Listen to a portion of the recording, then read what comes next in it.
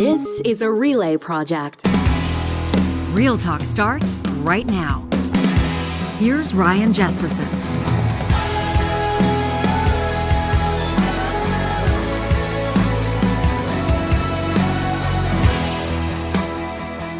Is there room in Canada for another federal political party, another centrist conservative option, or maybe just a centrist conservative option? This edition of Real Talk, this edition of the Real Talk Roundtable digs in and seeks to better understand the Canadian Future Party. Now, they're waiting on the green light from Elections Canada. We're going to get the nitty-gritty on exactly where the party's at, but as you'll soon find out, they intend on running candidates in upcoming by-elections. They intend on being a player, including in some stronghold conservative ridings the next federal election.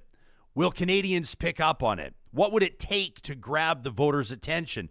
Would any conservative voter right now look at stepping away from Pierre Poilievre's Conservative Party of Canada? And what about those liberal voters that consider themselves to be centrists or moderates and may have voted for different political parties through their voting careers? We're going to be looking to our live chat, and of course we'll look to what you have to say as well using our hashtag RealTalkRJ on Twitter throughout this conversation. This Real Talk Roundtable is being made possible by Alberta's top real estate school. It's Rello, and they've got a very simple message for you. Very straightforward. If you're one of the millions of people that's absolutely sick of cubicle life, you can't stand the boss you're working for, you feel like your potential's capped, and you're quite frankly not making enough money, a career in real estate could be your best next step. Alberta is seeing more graduates come out of Rello and more people signing up because it simply makes sense. All the learning is online, so it's convenient. They've got experts there to help you reach your goals. And the support doesn't stop when you're writing the exam and getting certified. They've got a ton of resources there as well as you launch your own career, helping people buy or sell their homes, helping people find their happiness. The best part about this right now, because you're hearing about this or seeing it on our show, is that you can save 20% off any Rello course by simply using the promo code REALTALK. That's all one word, REALTALK, when you sign up at Rello.ca, RELO.ca. Get started today with Rello. It is the Canadian Future Party. Many of you may not have heard of it before, but it's the brainchild of a group of folks that have been exploring different options for voters for the past couple of years. Hundreds of people gathered in our home city of Edmonton, Alberta's capital, in August of 2022 as a group called Center Ice Canadians explored the idea of a new federal party. Now, at the time, they would have told you, and they did tell journalists covering that event, including Paul Wells and Andrew Coyne, that it wasn't necessarily about starting a new party, but that's exactly what the result has been. So let's find out the rationale behind it. Let's find out what the potential looks like as we welcome to our Real Talk Roundtable. Joining us in studio, he's the founder of Peterson Capital. He's the founder of Center Ice Canadians and a co-founder of the Canadian Future Party, Rick Peterson. It's nice to see you, Rick. Jespo, good to be here. Thank you. You bet. He is the executive director of the Canadian Volunteers United in Action Society. He's already a party member with the Canadian Future Party. Dicky Dikamba joining us in studio. Dicky, thanks for making time. Thank you. Nice to meet you, Ryan. You bet. And the interim leader of the party, he's currently an independent MLA in New Brunswick, the former education minister there. We're thrilled to be joined via Zoom by Dominic Cardy. Dominic, it's nice to see your face. Thanks for making time for us. No worries. Thanks for having me on the show, Ryan. Yeah, Dominic, you were there back in August of 22. In Edmonton at this Center Ice Canadians event. What brought you there at that time, and what's prompted you to step up in a big way here as interim leader of this federal party? This is a big time commitment you're taking on. You're putting your name out there. You must be convinced it's a good idea. Absolutely convinced it's a good idea. I got involved in this thanks to Rick. Rick Peterson gave me a call early in that year, the year before last, and said, look, what's going on? We're both people who've been active in politics for a long time, and we're concerned about the drift that we saw in federal politics. And that's why I got involved. Spent years working overseas, watching how democracy was being pushed back, moved back home 15 years ago, got involved in politics in New Brunswick, my home.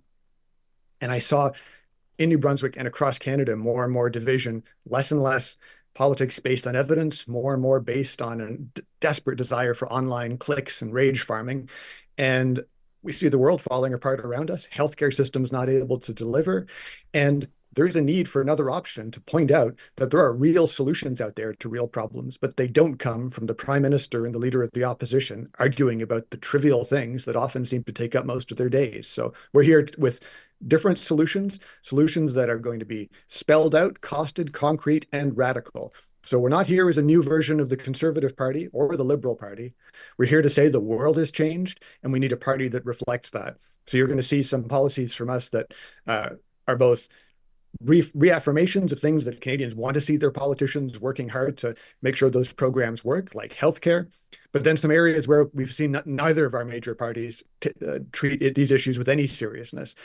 The international situation, the need for us to create free trade, absolutely, but free trade only with democracies, to really get ready for a world of conflict and instability that our current parties are completely missing as they engage in pointless fights on TikTok.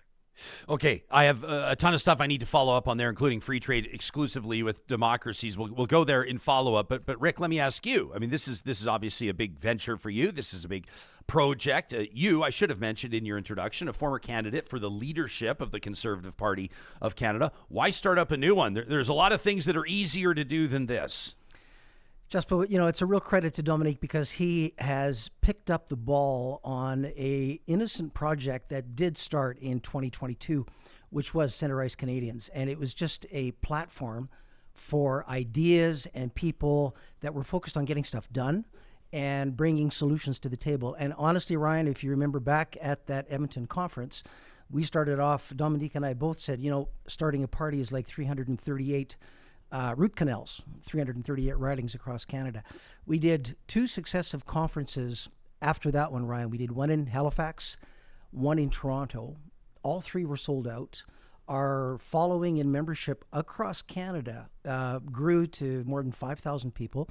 And all of this without Dominic is certainly well known in Atlantic Canada, but all of this without a national figure saying, here's where we're going. This is people joined us and said, and to Dominic's point at the beginning, it's people who don't identify or don't feel at home in any one of the major parties and are looking for solutions to get stuff done. So it's one thing to start Center Ice Canadians. Once everybody said they want to take the next step to take the party, we shut down Center Ice. And huge credit to Dominic, Julie Smith, and Tara McPhail, our president out of Vancouver. The 3 of those people are showing tremendous leadership in getting this done. Okay, so Dicky, here's the question. You're a guy that's been involved in and interested in politics a long time. You're a huge, a player in your community. You're involved in a ton of stuff. So why get involved in a party at the grassroots level? What do you see here that you don't see in the other options? What do you see here that you don't see from the Federal Conservative Party of Canada, the Liberal Party of Canada, the Federal NDP, and others?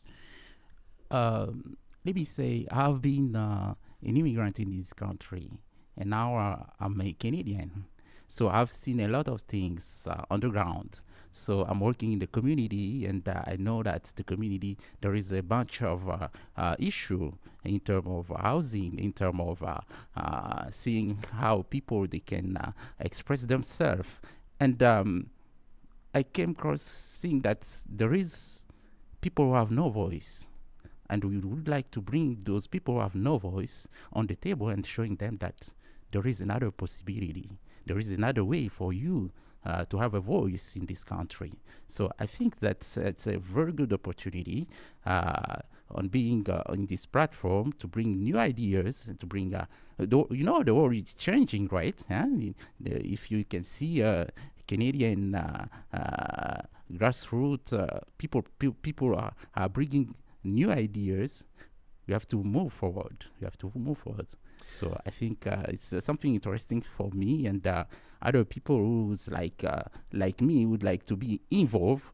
People who are feeling homeless in some parties. So there is a new choice, a new voice. A new choice, a new voice. That could be on a billboard right there. I like that one. People can check out ourcanadianfuture.ca if they want to learn a little bit more about the party. Dominic, there's some policy on there, some sort of relatively brief points about the economy, housing, climate change, foreign policy, and defense. At what stage is the party now, and how does that policy get formed at this relatively early stage? So that's an important question, because one of the questions we often get asked is, okay, well, what's how your policy is going to be developed? And we have, as you said, some really relatively brief notes on our website at this point, because right now we're still waiting for our final approval from Elections Canada. And as a party that is evidence-based, evidence-driven, we're not going to go out there saying we're something we're not. We're waiting for our final okay from Elections Canada to be a registered party. After that, we have to run one candidate in at least one election. Then we can give people tax credits for political donations, which is the sort of final mark of achievement for a political party in Canada. So we're expecting that over the course of the next couple of weeks. It's all with the feds right now. But when it comes to policies, we're trying to do something quite different. First off, we're not having poll-driven policies. We're not just looking to see what's the most popular flavor of the week out there and then riffing off of that. We are expecting, first, that any policies that we put out there to be subject to intense scrutiny, as any party's policy should be, and they should be able to stand up to that. So rather than having policies driven by sound bites, if you go on our website, and anyone's welcome to at the website that you had on the screen a minute ago, you can go on and see our policy template, which is based on a number of different government policy frameworks, and they allow anyone. You don't have to be a Canadian Future Party member. If you'd like to, you can go on, fill in that policy template, and it'll ask you a lot more questions than you're used to seeing from any political party. We want detailed policies that could actually work. I know that's not all of what politics is about. A lot of it is about the leadership, about the way we communicate. But if you don't have a foundation and a structure underneath that that's actually fit for purpose, then I don't think you should be in this game. So we have a process that's very open. It's all going to lead up to a convention that we're expecting to be holding in Ottawa in November, and we'll have the final dates and details for that in the next little while. And as Rick also mentioned, I think you mentioned in the intro, we're looking forward to being able to field candidates in upcoming by-elections as well. So we're going to have strong, detailed policies that are going to, I hope, expose the real lack of depth and vision that we're seeing from the other parties right now. And to use one example, a couple of weeks ago, talked to General Rick Hillier, who is very concerned about the real lack of leadership on the housing file. And we talked at some length about how we already have the tools and the people in Canada to build houses. He talked about here in Ontario, I'm in Ottawa right now, at Toronto at Pearson Airport, there are dozens of acres of land that are available where we could be building modular homes with people we have, with money we have, resources we have, use folks that we already have working for our government to get those homes built. Because this housing crisis that we're currently in is one that should have been obvious for years and years and years. And there are a lot of other areas just like that, which are going to hit us hard as a country over the course of the coming weeks, months, and years if we don't get a good plan in place for dealing with the growing international tension, issues around productivity, instability caused by the US election. Where are our major parties on that? So you're going to see the Canadian Future Party having clear, defined answers to those questions and a plan forward. And I hope the other parties will respond, because our ultimate hope is to see if we can up the quality of political discourse, because, good Lord, it certainly couldn't get much lower these days. Yeah, no kidding there. So you get a lot of people, and I guess my concern is that people just check out of politics when they see that. We talked to the mayor of Vesuvius earlier this week, talking about death threats that her town's CAO received, going to be dragged behind a pickup truck, so says one of their town's residents, and what they're doing about that. Encourage people to check out that episode. So you obviously recognize, we all recognize the importance of policy.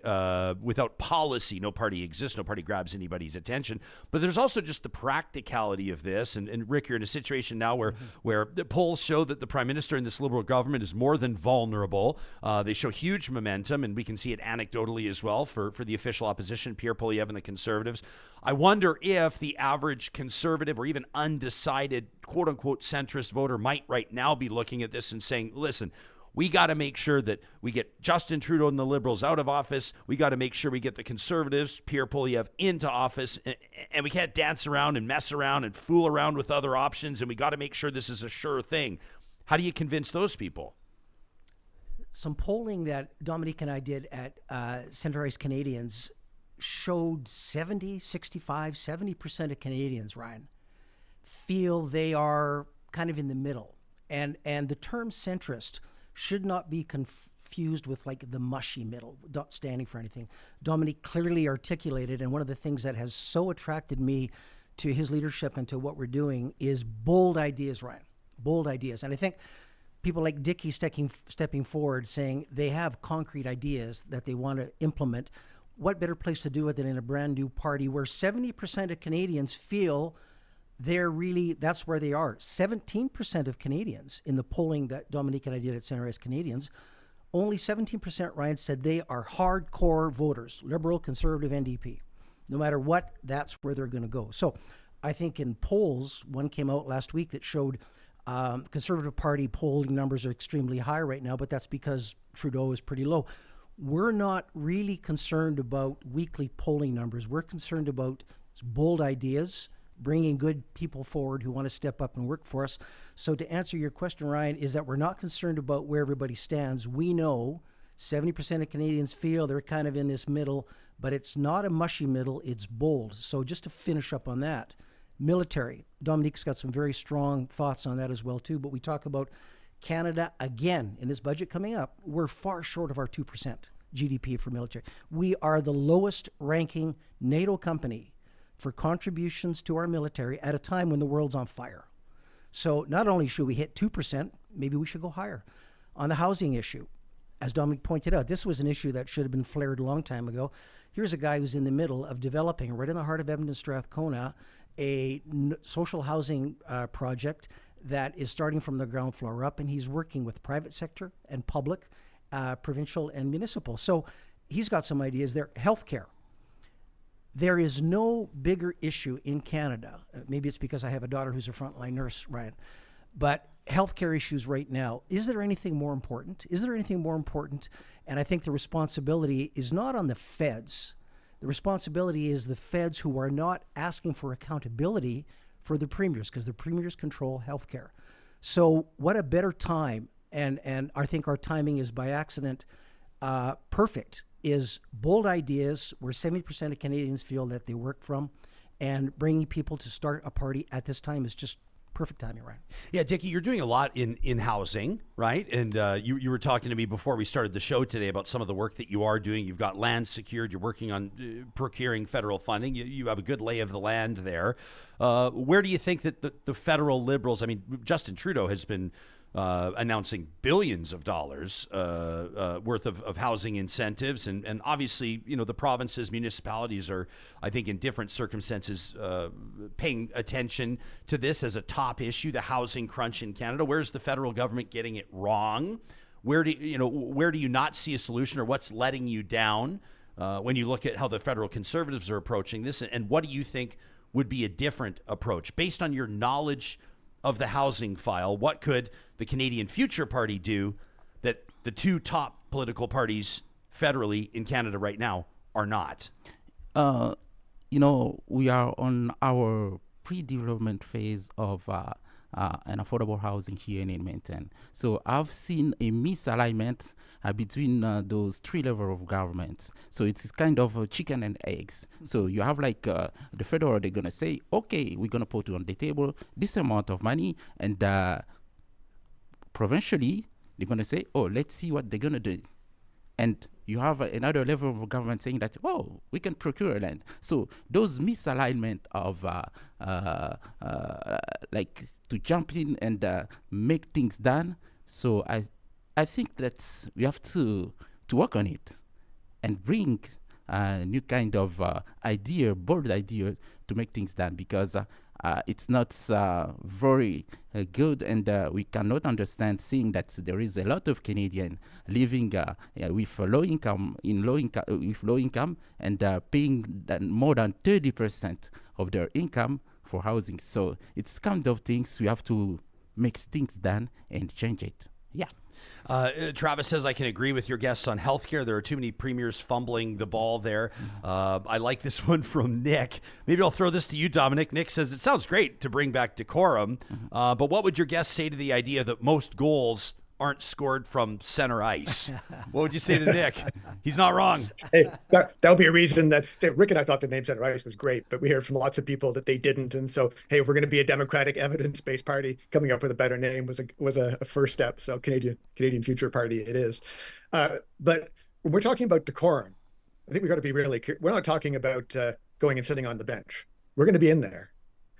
And we're going to be in there with our elbows up, but within the confines of the rink. I think the big problem we've got today is we have people who are playing politics outside of the bounds of the game, the rules of the game, that we've got this descent into coarseness, whether it's the F Trudeau signs that we see everywhere. And hey, we saw those with Harper before, not to the same degree, because I think the coarseness has been worsening over time, but this isn't a uniquely partisan thing. But we see tolerance and saying, oh, well, let's look at both sides on questions like foreign election interference. And that's the sort of time where we've got to say, no, there are rules to our game. There are rules to democratic politics. And if you play within those, you've got the right to say whatever you want, to be as aggressive as you want. Obviously, be civilized, be decent, be a good human being. Hopefully that's what people still want in their politicians as well as their friends and partners and in their family. But if you're going to go outside those bounds, we've got to start saying, absolutely not. We are not going to put up with people saying that our elections should be overthrown because people on the streets, no matter what group they're from, think that's okay. If people who start to think that laws are optional, whether that's First Nations protesters blocking highways, whether it's the convoy protesters in Ottawa, no matter who it is, you have got to follow the law. And the fact that that is becoming a radical statement in Canada is a sign of how totally disconnected from reality I think that our established political parties have become, who are living in this online world where it's all about the clicks and the engagement. And they're forgetting about the fact that in our largest city, the Toronto police are telling people to leave their car keys by their door to make it easier for thieves to only steal their house without going through all the hassle of a home invasion. That is what real Canadians are having to face right now. A healthcare system that you mentioned that we can't access. When are we going to talk about the fact that in Canada, we do not have a public healthcare system? We have private doctors who operate businesses across this country. And we act as though this is some sort of European-style socialized medicine, when it's always been a mixed system. But for some reason, those same doctors, they tell us that it's not okay for us to give more power for clinics that would be exactly the same as them, providing free on the point of service delivery services to the public, sending their bills to the government. Why can't we have that for MRI clinics? Why can't we have that for knee and hip replacement clinics? If the cost is the same, why does it matter who provides the service, as long as you don't have to pay as a citizen? So that's the sort of thing where we want to see a radical centrist option, because I believe in public healthcare. I don't want to see Canadians paying for their healthcare, but I do not see the current way we deliver healthcare as working. And the evidence for that is the millions of Canadians standing behind me who can't get to see a doctor, who don't have one, or even if they do, can't get in to see them in a timely way, who wait for hours and hours and hours at emergency rooms. I've had to spend 20 hours with my wife, who doesn't have a family doctor, in the emergency room at the hospital in Fredericton, New Brunswick, while she waits to get incredibly serious migraine symptoms that present as stroke symptoms looked at. She routinely just goes home before ever seeing anyone. That is not acceptable. And I don't know how I can, or we can, go out to younger Canadians and say, you should work hard, grow up, and pay 35, 45% of your money in taxes for this healthcare system that is so fantastic and wonderful, so much better than the American system. But you can't actually see a doctor. You can't actually get into a hospital. You can't actually get surgery in good time. We've got to look at how we deliver government services. So we need a change in the decorum and the way we talk, but we need a focus on delivery that is razor sharp, and only talk about how we can deliver. And thinking back in the housing file recently with Minister Freeland, sort of talking as though the government hasn't been in power for the last 10 years about the crisis in housing. The other thing that we really need from politicians is a little bit of humility. I have a record as a cabinet minister and an MLA in New Brunswick, and anyone who wants to check it out can see that when I screwed up, I apologized, because that's what my parents told me to do. And I think that's what most of our politicians, that's what most of their parents taught them. But we have an industry of spin and BS around politics these days that stops people from acting decently. And when they don't act decently, people lose faith in them, and you can't blame them. So we're here to change that. That's Dominic Cardy that you're hearing. If you're just tuning in on the Mixlr live streaming audio app, is the interim leader of the Canadian Future Party, also joined by co-founder Rick Peterson and Dicky Dikamba, a party member. In just a second, I want to get to some of the comments in our YouTube live chat, plus an email from Isaac, who wrote in to say there's no need for another centrist party. And I'll let him make his point, and we'll get you guys to respond. This episode of Real Talk is made possible with the support of amazing sponsors like our friends at Friesen Brothers, and this is a huge day. This is the day that Friesen Brothers opens its doors on its 17th location. It's April 12th.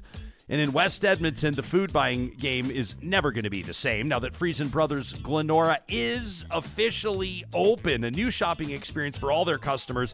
It continues Friesen Brothers' long-standing commitment to representing the best of Alberta in every department. They're dedicated to quality and craft with real butchers, real Red Seal sourdough bakers, and Red Seal chefs. It is truly a one-of-a-kind shopping destination with unique offerings in every department. Make sure you swing by at some point this weekend. Let them know that Real Talk sent you when you check out the brand new Friesen Brothers Fresh Market, Glenora. Congratulations to them.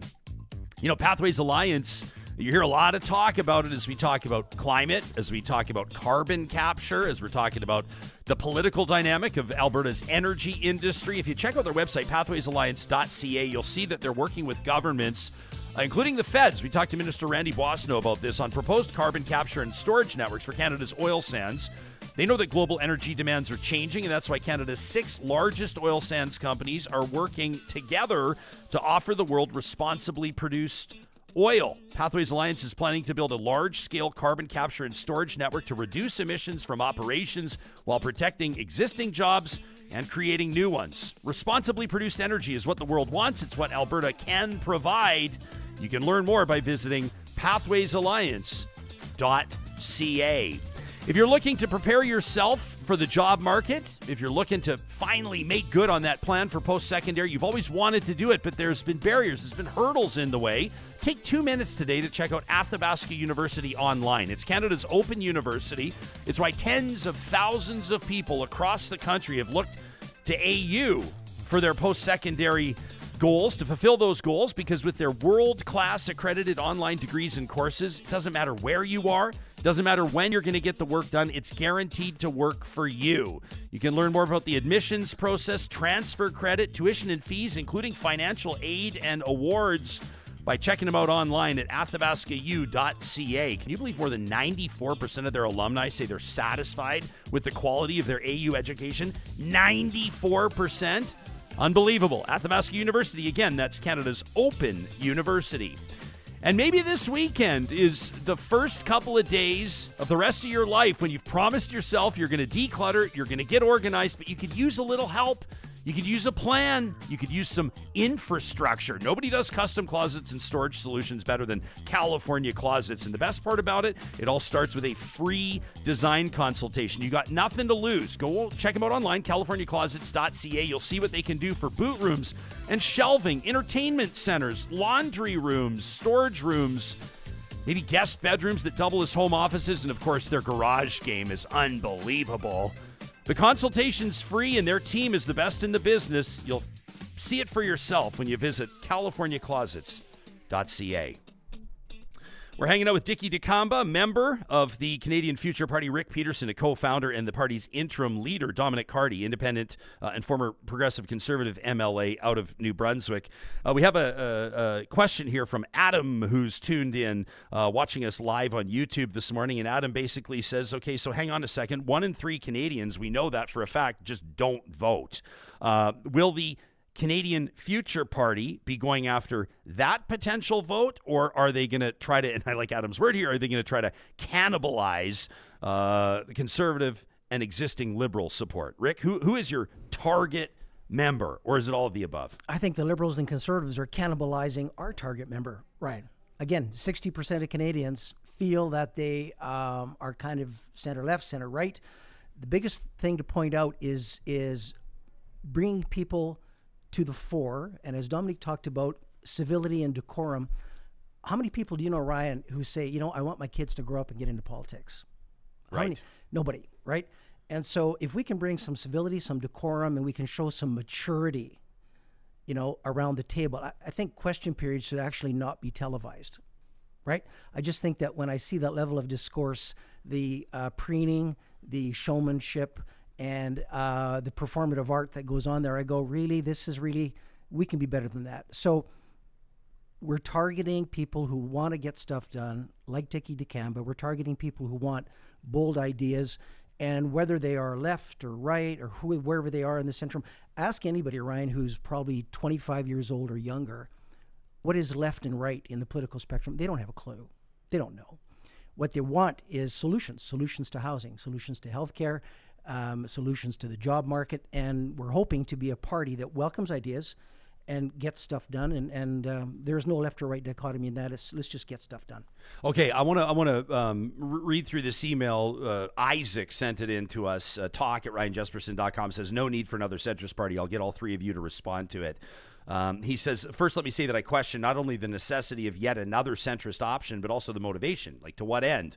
The Conservatives are center-right. The Liberals are center-right even. The New Democrats center-left. He says the Greens sit somewhere near each of those parties, depending on what issue we're talking about. He says when running against Thomas Mulcair for the leadership of the NDs, Nikki Ashton would say Grits or Tories, same story. But under Trudeau and Jagmeet Singh, the gap between those parties has overlapped as well. The Overton window in Canadian politics is the size of a motel peephole. Isaac references what Adam just did. He says in 2019, 1 in 3 Canadians didn't vote. Closer to 2 in 5 didn't vote in 2021. Unlike the PPC, Max Bernier's party, that attempted to cast themselves as libertarian right, other parties clog centrist positions. They bring no new energy or attention to causes and issues. It's not as if small c conservative ideology has a majority of support to sustain two center-right options in the current political atmosphere. Even now, recent Abacus polling shows that the Conservatives have a 44 to 24% lead over the Liberals. This lead is held in all regions of Canada, minus Quebec, in all age demographics, even male-female breakdowns. The Liberals only taking 24% of the female vote in polling to the Conservatives 39%. What is the benefit of an offshoot? And finally, what policy differences would be so radical, we've heard that word today, from the Conservatives that wouldn't make a new party simply a clone of the Liberals? Removing the hysteria that's likely going on in your live chat, Jespa, when you read this, what is the actual policy that makes Conservatives so far removed from Liberals? Despite constant fear-mongering, Mr. Poilievre will not privatize healthcare. He will not ban gay marriage or abortion. He will not recriminalize cannabis. He will not pull us out of NATO or the UN or sell off Yukon to Donald Trump for a new casino. So how would this group thread that particular needle? That from Isaac. Why don't we go to the interim leader first? Dominic? Well, there's a lot that Isaac's talking about there, but doesn't have much to do with the Canadian Future Party, so that's just fine. In terms of what's different, already covered a couple of those. We've got a policy on healthcare that the Conservatives say they're center-right. Let's hear Mr. Poilievre come out and talk about how we need to expand private provision of healthcare services under a public umbrella. Let's hear Mr. Trudeau talk about how, when on the one hand, he talks about how we need to expand early childhood education in Canada and puts billions of dollars on the table to do it, but then pulls that money and stops spending it so he can blame the provinces for not being able to deliver on the promise that the federal government made, something I had to deal with directly as education minister when I signed one of those deals with the feds. So we're talking here about, first off, just being accountable. And you can say, well, that's not different because everyone says they're going to be accountable. All I can say on that is that we've got a team of people around the table at the Canadian Future Party with incredible experience in government, business, community, nonprofit sector, people who've been involved in all parties or none, who do not see that right now we are getting anything from our major national parties. So why do we need a new party? Because I do not see the Conservative Party in their rhetoric around, for example, the war in Ukraine, where they say that their opposition to the carbon tax is so extreme that they voted against a free trade deal with our ally who is at war with Russia, which has said that it's at war with us. So Canadian Future Party won't do that. We won't say that it's acceptable for our members of parliament to sit down with members of a German neo-fascist party, which Mr. Poilievre has done. We will not play footsie with Hamas activists the way the Prime Minister has done. We are here to wholeheartedly, loudly celebrate the achievements of Western civilization as a civilization that's brought people together from around the world to challenge and fix problems and to make a life that's unimaginably great compared to anything else in the history of the planet. That is how we are going to do things differently. We're going to be proud of our country's past. honest about its flaws, and rather than focusing on the endless apology tours that our prime minister is so fond of, actually talk about fixing problems. So we're going to talk, for example, about climate change. It's real. Humans have a role in causing it. And we are going to talk about how we're going to fix it, not through an endless back and forth about who gets more percentage back on a check you get from the feds, but on technological solutions that are what has always led humans to progress and to advance. So I want us to get our mojo back as a country, not in a rhetorical sense where we can sort of stand and just look at the flag and feel proud, but when we see the work being done in factories, in businesses, in government offices, where we need to recapture a spirit of excellence and hard work and achievement so that we can fix problems. And none of that can happen unless we've got a political class that's ready to energize the public sector, to let them actually do their work. Unless we can energize the private sector and get rid of regulations that don't help make workplaces safer or better for workers, don't stop profiteering or exploitation, but are simply there as the product of decades of bureaucratization that's built up. So we're talking about something else different, a radical reform of our tax system, something our current prime minister's dad proposed way back in the 70s. Didn't have the political ability to get that done at that time. We need to have a radical overhaul of our tax system so that it's simple and understandable, so that individuals and businesses don't get screwed, and that we have the money that we need, that we can invest in programs that work. Because I believe in government. I believe in a strong government, but I believe in a strong, small government. So we're going to talk about how to make that happen. So those are all ways in which I could go on for hours to push back at what Isaac was saying, but anytime you hear Mr. Poilievre or Mr. Trudeau talking about any of the things I've just listed, y'all give me a shout, because I haven't ever heard any of those things come out of either of those men's mouths. Rick? Isaac, I hope you're watching, man, and thank you for the focus on polls. So I'm going to read out 5 names for you, and you tell me what they all have in common, okay? Jespo, you'll be able to figure this out. Paul Martin, Thomas Mulcair, Adrian Dix, Jim Prentice, and Hillary Clinton. All 5 had massive poll leads 6 months going out of an election, and they all lost. Paul Martin lost. Remember, he was going to walk away with 220 seats back in 2006. Tom Mulcair was poised to be the major competitor against Stephen Harper and possibly win the prime ministership. Adrian Dix was so far ahead of Christy Clark, you couldn't even see it in the rearview mirror. Jim Prentice, right? Look what happened to Jim Prentice and, Rachel Notley coming in here, and Trump and Clinton. So polling means nothing.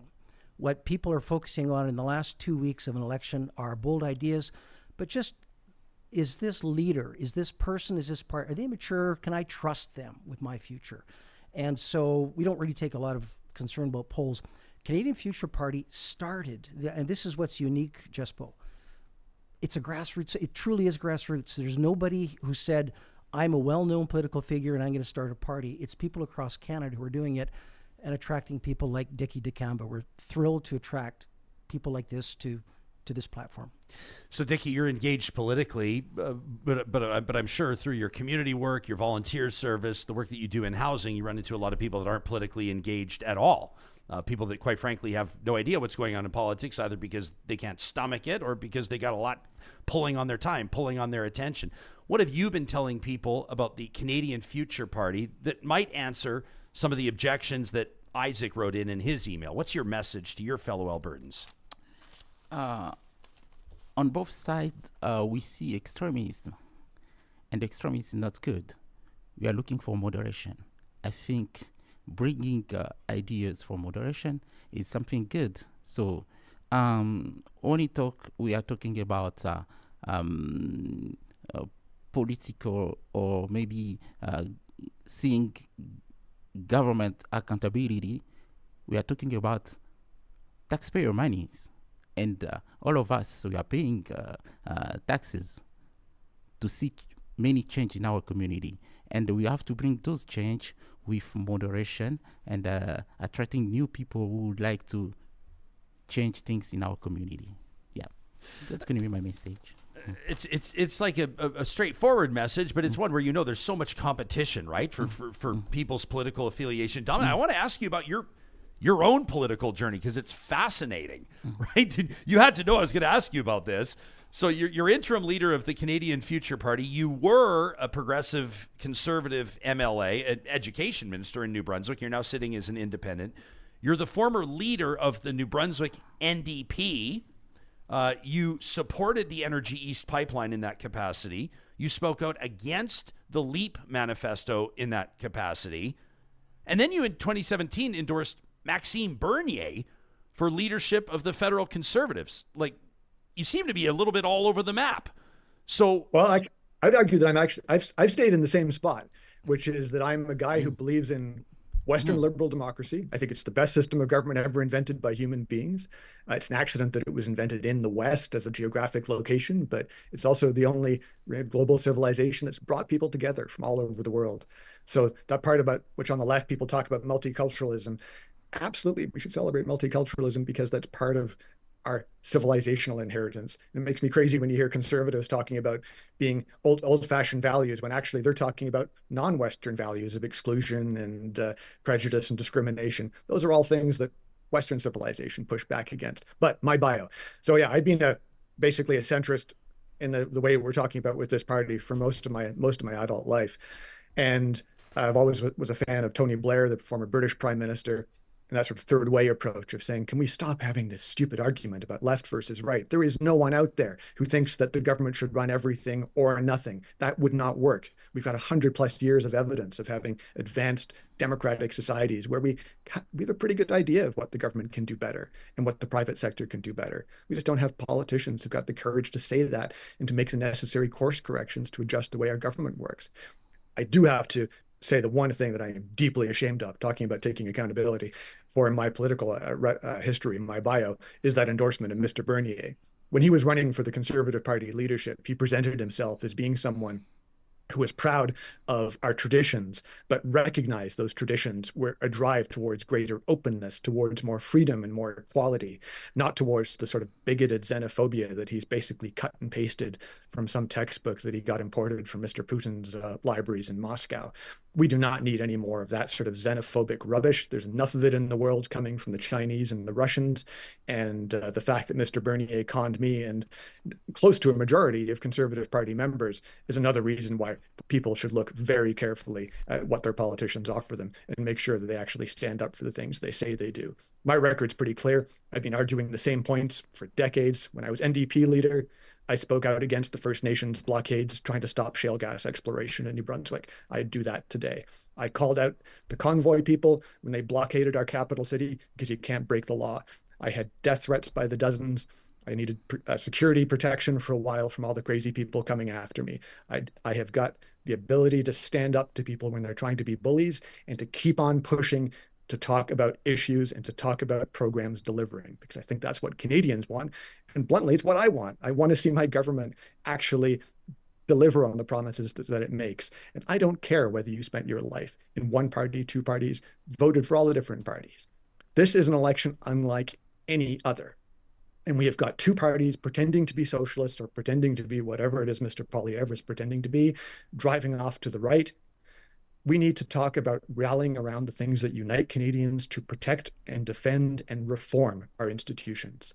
Because a lot of the questions the right-wing populists are asking, the questions are valid. What's going on with our housing? How can we have an immigration system that actually stands up to pressure? But if we keep on imagining that the answers that they offer are correct, we're just going to be going back to the 1930s. But similarly, we can't have what the Liberals are doing, where they continue to say that even asking those questions is somehow unpatriotic or divisive. Government programs aren't working properly. The party labels aren't what matters right now. We would not be doing this work, undergoing this project of trying to build a new political party, if we saw that there was opportunity for change and growth inside the Liberal or Conservative parties. Forget about the smaller ones. We don't. That's why we're here. And I think that's why our message will resonate with Canadians. But we have to do the work to show that, to make that happen. In promoting this episode earlier this week, I referenced other upstart parties, and probably the most successful one you could reference would have been what Preston Manning tapped into as an alternative voter option in the late 80s into the early 90s, obviously with Reform, then Canadian Alliance, and then what we see now, obviously, with Harper and Peter MacKay bringing those parties together. Now, there is something to be said with the recognition that those parties had to be united. Same thing in Alberta. Parties had to be united for those Conservatives to form government. But there are also examples of parties that have attempted to kind of occupy the center. that have really struggled to find a foothold. And I always sort of try to approach the Alberta Party model with respect, because I have friends that put a lot of blood, sweat, and tears into that party. But ultimately, Rick, it just couldn't get anywhere. People perceived in Alberta and perceive Alberta now, speaking provincially, to be a two-party jurisdiction. And who knows if it'll remain like that forever, but that's certainly the case right now. Is that a caution flag for you? I mean, I think Manning tapped into something because it wasn't centrist. It was really capitalizing on that angst that Western Canadians feel toward Ottawa, toward the federal government. This isn't doing that. So how do you get people's attention? How do you get momentum? I'm going to tell you a story, Ryan. When we had our center ice little experience, I would get emails. I get hundreds of them every week. Dominic and I both would. But there was a lady in Newfoundland would send us $10 every 2 weeks. And she said, Rick, I'm sending you this $10 because I really feel that my voice from Newfoundland is going to be heard across Canada. And I want to hearken back to Dominique's point. Dominique hasn't moved. I haven't moved, Ryan. The parties have moved. Federal Conservative Party today is different than the one that I sought the leadership for in 2017 with Max Bernier. Max has moved. Federal Conservatives have moved. Federal Liberals have moved. So it's not as a question of we're trying to attract attention to people that are following the parties. We have had people across Canada say, here's some money. Ryan, we had $150,000 of donations to Center Ice Canadians. No tax receipt, no benefits in terms of a membership or anything. And we now have people across Canada that have given us the mandate and the support to see if this works. It may not work. But if you're starting a party from people like the lady in Newfoundland who's sending me $10 every 2 weeks, and people across Canada in a system, as opposed to Alberta, which we really only have two parties, we have three major federal parties and others on this scheme. The diversity and difference of views across Canada is different than the diversity difference of views in a province. So the two things that will lead to the success of this Canadian Future Party is the strong feeling that there's a void, and the secondly, people stepping up and getting stuff done, Brian. There's a million things we could talk about policy-wise, and obviously we could go on for hours and hours. I recommend people check out ourcanadianfuture.ca. We'll put the link in the show notes if they want to learn more about where the party policy is at right now.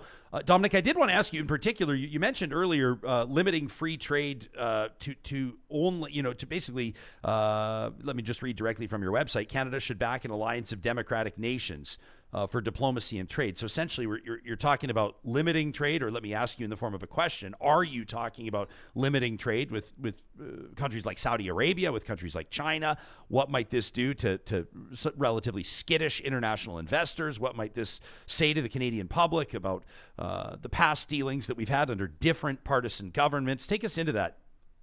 Sure. We had, to step back, let's look at where we've been with free trade. Free trade's been the subject in Canada for 100+ years.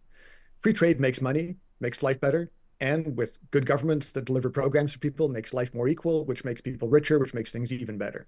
That works. That system depends on the rule of law. It depends on democracy. It depends on a free press. We made unimaginable amounts of money as a country, and the Western world in general, as it embraced free trade, from in part exploiting other countries for a long time. Once we realized that was wrong and engaged in more equal trade relationships, some of that wealth started to spread. But we never, ever made it a condition that other countries had to have the same basic system we have. So what we've seen is that Canadian ingenuity and wealth and money has been invested over decades in places like China, where the Chinese government in the 90s and 2000s made it sound like they were perhaps interested in following a more liberal, small L liberal course of action. We saw that was not true, and that should not have been a surprise. And I've been raising the alarm about China in written publications for 20 years, that we have been exploited by bad actors internationally who've taken our money and our ingenuity, have weaponized it back against us, and are now competing against the liberal democratic model to try and replace it with an authoritarian model, the two best examples being Russia and China. Appeasing dictators does not work.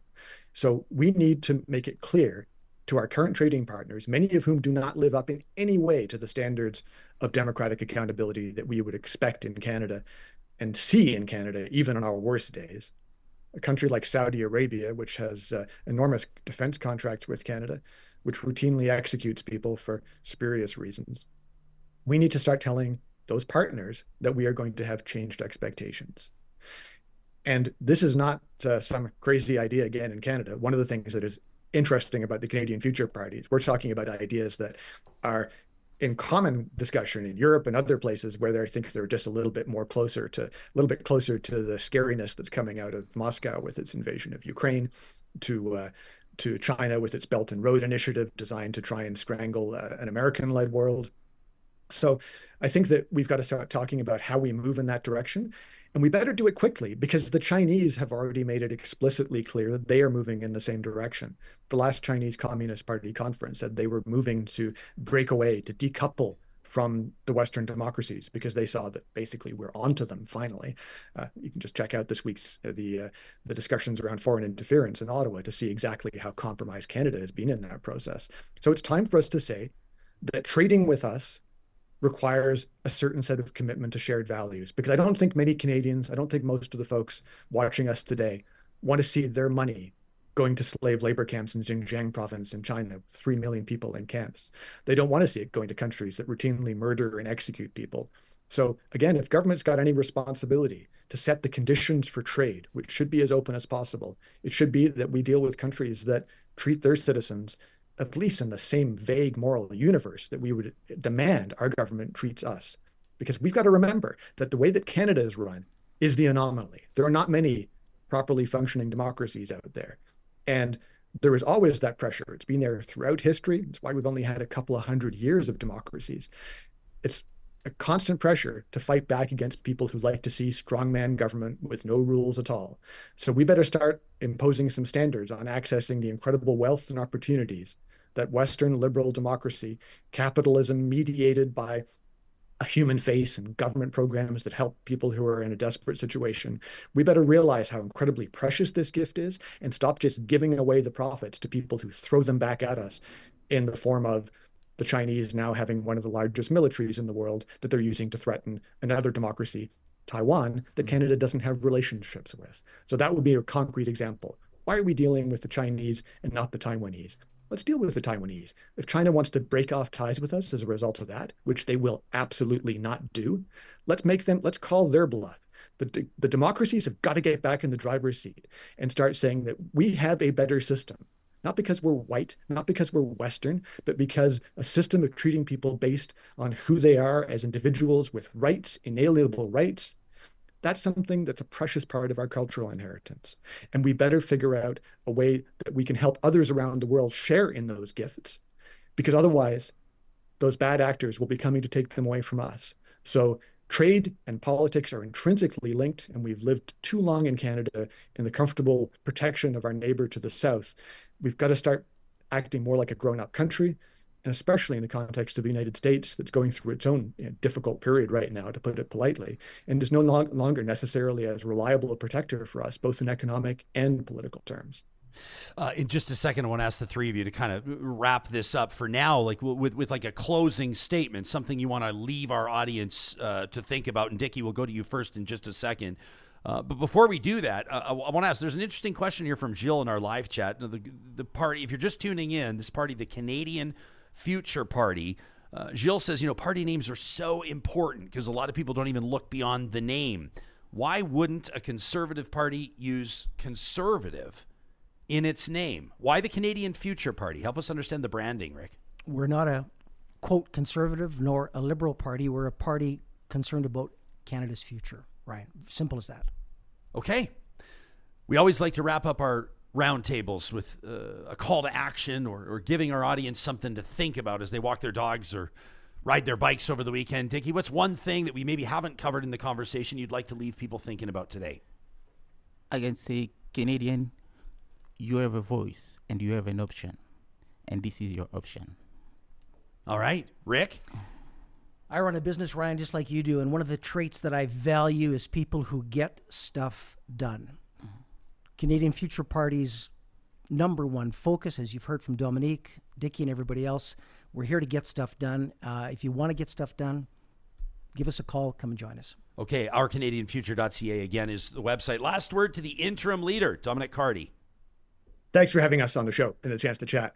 I think the reason why the Canadian Future Party is important is this is a moment unlike any other in Canadian history, that we have got our center-left parties who are sliding off into pointless culture war distractions imported from the United States, while our supposed right-wing parties are using the same rhetoric we hear out of people like Vladimir Putin. This has got to stop. We need a party that stands up for the best in Canadians' history, honesty about our flaws, plans to fix them, and even more importantly, as Rick was saying, bold plans on how we address those future challenges around AI, around the way we can make computers change the way our government works, around how the public and private sector can work in new ways. The idea of left and right came when socialism and capitalism were in conflict. That is no longer the case. We know that a strong market governed by regulations that allow people to live life as freely as possible while having services that make people's lives that bit better, but that the public sector can provide that the private sector can't. That's what Canadians want. And we're a party that's going to offer that. And I hope we can drag some common sense back into the discussion and end the pointless culture wars that we've seen ripping our country apart the last few years from the left and the right. It's time for change, time for the future.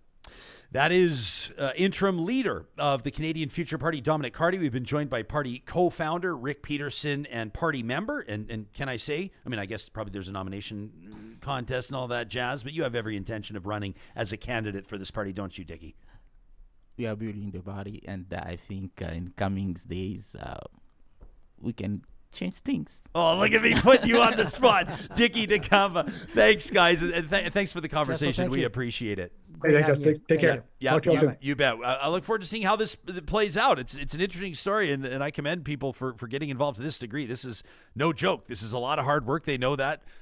Starting from the grassroots up, and thanks to those of you that have been participating in the live chat as well. It is booming. Ourcanadianfuture.ca is the website. Oiler Freak deserves a shout out in that chat, Johnny. I don't know if you saw Oiler Freak in there. I think if I remember off the top of my head, Oiler Freak wrote in and said, "I am original member number 188." So in the first 200 members of the party, and Oiler Freak's been kind of taking some flack in the chat and speaking kind of not on behalf of the party, but talking about why they joined and why this tuning in from Saskatchewan, by the way, talking about sort of why this party is the one that's grabbed their attention and their allegiance and their membership dollars. That's big for an upstart party. A lot of big ideas. Interesting to hear call China's bluff. That would get a lot of people's attention for sure. I don't know about not televising question period. I think that you got to televise question period, but I kind of understand where Rick's coming from there in the sense of talking about decorum. And I noticed someone in the chat, I wish I remember who it was, want to give you credit at least for suggesting. One of you said, listen, the question period QP is not televised because everybody wants to tune in and watch the whole thing. And politicians there maybe aren't even arguing in good faith or participating how you'd like them. They're looking for that 10-second sound bite. And we've talked about that on the show before, how every politician wants the 10 to 15 seconds that their staffers can push out on Instagram and TikTok that's going to trend and go wild. Nobody's really tuning into the fulsome debates. What resonated with you about this conversation? Are you convinced? I saw, was it Adam in the chat who said something like, I tuned in cynical, I remain cynical, but I'm open-minded and I'll look into this. I'm going to investigate, see if it's a good fit, says Adam. This is a unique opportunity to get on the ground floor of a new party if you feel alienated from the others, disinterested in the others. I'm always interested to hear folks like Rick say, we haven't moved, the parties have moved. And they obviously have a big belief that there's enough Canadians that are in the so-called center that they could make a real go of it. I mean, they're intending to run candidates, like they said, in these by-elections that are coming up. These are within a number of months. So we'll keep an eye on this story. In the meantime, we ask you to let us know what you think. Talk at ryanjesperson.com. Obviously, we can talk about this into next week. And coming up on Monday's episode, we'll ask Charles Adler what he thinks of the idea. A new centrist federal party that is the Canadian Future Party. Coming up in just a second, this has been one of the most competitive editions of the Flamethrower in a long time. In other words, we got a lot of emails this week, and we can't make the Flamethrower 25 minutes. So we've had to call a whole bunch of them. We've had to edit some of them down, and some of them we're going to defer until future weeks. But this is pure fire, presented by our friends at the DQs of Northwest Edmonton and Sherwood Park. That's coming up in just a quick second. But first, I want to let you know that our friends at Kubi Renewable Energy, amazing friends of Real Talk, with energy rates soaring across Canada, want you to know that leasing power from local providers offers limited control over monthly bills. You probably know that already if that's your experience, and it poses real challenges for Albertans that right now are striving to sustain their quality of life. Embracing renewable energy solutions like solar panels can empower you to seize control over energy production and can have a profound impact on your day-to-day living. At Kubi Renewable Energy, they are striving to revolutionize Canada's energy sector through the promotion of solar power and renewable energy solutions. They're fostering environmental sustainability while empowering communities. If you're looking to begin your journey toward energy independence, you can check out their website, kubienergy.ca. Frequently asked questions readily available there, or you can just send them an email, info@kubienergy.ca. Join Kubi in revolutionizing the way we power our homes and communities with clean, renewable energy solutions. And we talk a lot about Eden Landscaping. If you're looking to bring your outdoor space to life this summer, it could be your front yard, backyard, both, maybe your business. Whatever the case, we recommend you check out landscapeedmonton.ca. That's where you'll find Eden Landscaping. Experience the fusion of innovation and sustainability. Every design tells a story of harmony between nature and urban living. They're experts in crafting feasible plans that align with your budget, that ensure transparency. There's no surprises along the way. They really pride themselves on that. And, of course, their personalized solutions, too. Tailored designs. There's no cookie cutters here. They reflect your individual style, your preferences, your lifestyle, creating a unique and harmonious outdoor experience. We give 2 thumbs up as a customer of theirs, I can say. Eden Landscaping at landscapeedmonton.ca. And as we enter, I hate to say it, wildfire season. You know, oftentimes with that comes floods. April into May to June to July. Complete Care Restoration hopes you never get in touch with them. They hope you never have to check out their website. They hope you never have to call them. But if disaster strikes, make sure you keep in mind that they've got more than a quarter century of experience restoring properties and rebuilding peace of mind. You can check out what they do, including hazardous material removal, by the way. If your home renovation is slowed down right now because you've discovered black mold or asbestos, they've got certified professionals ready to respond 24/7. You'll find more online at completecarerestoration.ca. Johnny, it is my distinct pleasure right now to ask you to hit the hard drive and rock and roll. Okay. And to set the table, courtesy of our friends at the Dairy Queens in Palisades, Nemeo, Newcastle, Westmount, and in Sherwood Park on Baseline Road. For our weekly tradition, it's time to bring the heat. We want to hear it, your hot takes. These are all real emails to talk@ryanjesperson.com. It's the Flamethrower, presented by the DQs of Northwest Edmonton and Sherwood Park. This from Mike. Earmuffs, kids, for the next 5 minutes or so. Mike says, my 16-year-old son and I went to the World of Wheels down in Calgary last week, and the show was great, and there were so many families there, kids from like 4 years old, people up to like in their 60s, says Mike. That's me. Mike says, I came upon a booth, and he says, in this booth was selling those fuck Trudeau flags and T-shirts, and I got to be honest, man, I was disgusted. These knuckle draggers can parade around with their garbage flags on their shitty trucks, but kids don't have to see this stuff on display. Mike says, I'm talking 4 or 5 years old. I don't care what you think about the Prime Minister. I personally, says Mike, don't like Danielle Smith and her Conservative government, but I didn't ask where I could get my Smith is a bitch flag or T-shirts. He says, my son said he would disown me if I did anything like that. What's wrong with people that think this crap is acceptable, let alone around kids? I am fed up with this and disgusted. That from Mike, a.k.a. the tweeting trucker. Thanks, Mike. This one from Michael, who says, guys, I am flabbergasted by what I'm seeing from Alberta's Premier Danielle Smith. For somebody who supposedly favors small government and freedom, she's going in the exact opposite direction. Now her office, Alberta's Premier's office, is going to decide what's good and bad for everything and every organization under the sun. It feels like Danielle Smith is undermining our democracy. She's showing us who she is, and that's a person who's fallen in love with herself and wants to control everything. I've never seen a more ideologically driven government from either side of the spectrum in Canada. I've had enough. I'm either going to stay and fight or I'm seriously going to look at packing up and leaving, says Michael. I've never felt so angry about any one government or politician until now. What do you think? That from Michael. Well, we tell you what you think when we have hot takes. In the meantime, the floor is yours. How about this one from Bob the Builder, who says, Jess, I got a job in construction, sees me visiting up to 20 different homes every single day, so I have a better idea than most people do on the challenges that folks are facing with this housing crisis. And I regularly see substandard accommodations with too many people out there, poorly maintained properties that keep me awake some nights. I used to think about my own kids eventually owning their own home, but now I worry they may end up underhoused like some of the folks I see on a regular basis. So I am gobsmacked to hear the province of Alberta now planning to make it harder for cities to work directly with the feds. When the federal government's housing announcement came out just a short time ago, our provincial representatives automatically knocked it down with what I can tell, no good reason. Before some people get excited, I voted for just about every political party, including Conservatives. I'm not some liberal here to defend the feds, right? I see some of our housing challenges firsthand. And our leaders in Edmonton either don't have a hot clue what's happening, or they're so blinded by ideology they can't see past their hatred of Ottawa to let them do anything positive. He says cities are expected to do more of the heavy lifting on affordable housing, which is very evident in my property tax increase, a significant portion of which will go directly to the province. And now they're trying to make things even more difficult for cities?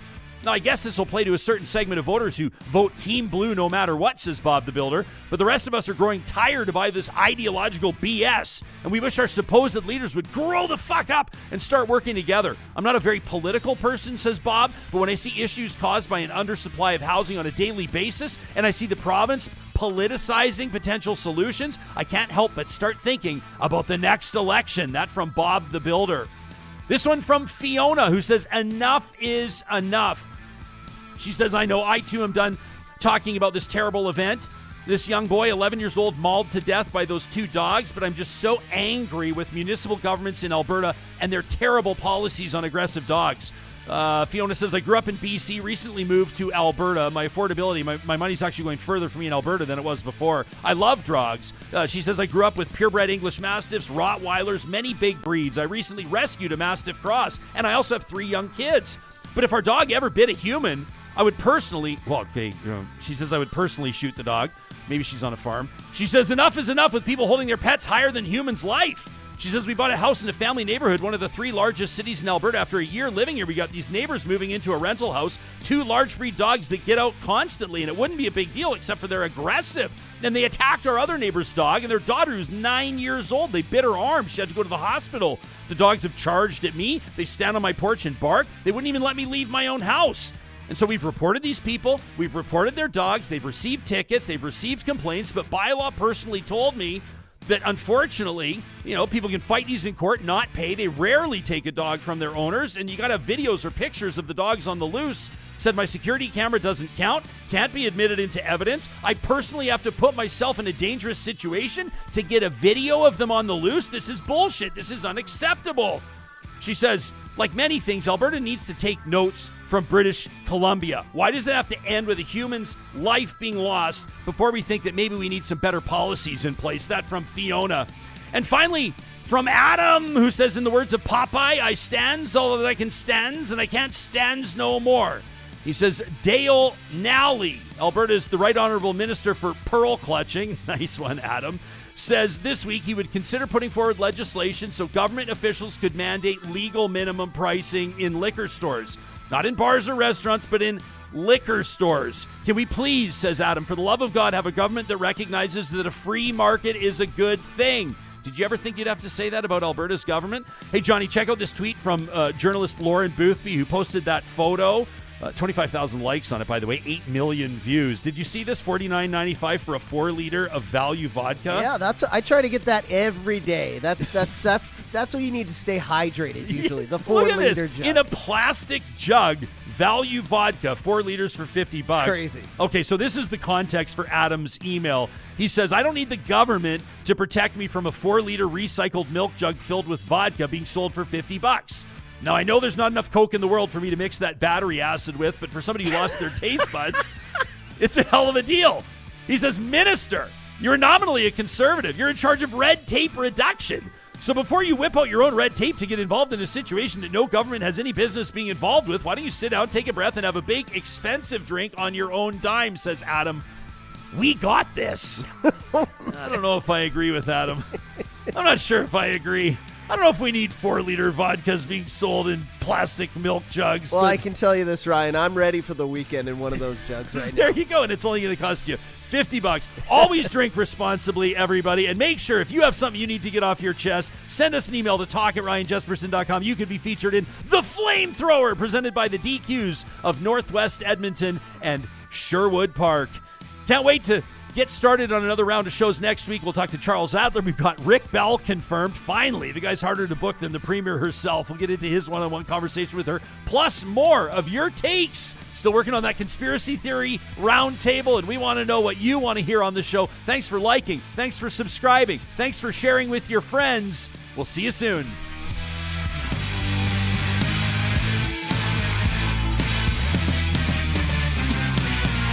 Real Talk is hosted by Ryan Jesperson. Executive producer Josh Dunford. Technical producer John Hicks. General manager Katie Cook-Chivers. Account coordinator Lawrence Derlego. Human resources Lena Shepard. Website design Mike Johnston. Voiceover by me, Carrie Skelton. Real Talk's editorial board is Supriya Dwivedi, Ahmed Ali, Brandy Morin, Ann Castleman, Corey Hogan, Harmon Candola, Catherine O'Neill, and Chris Henderson.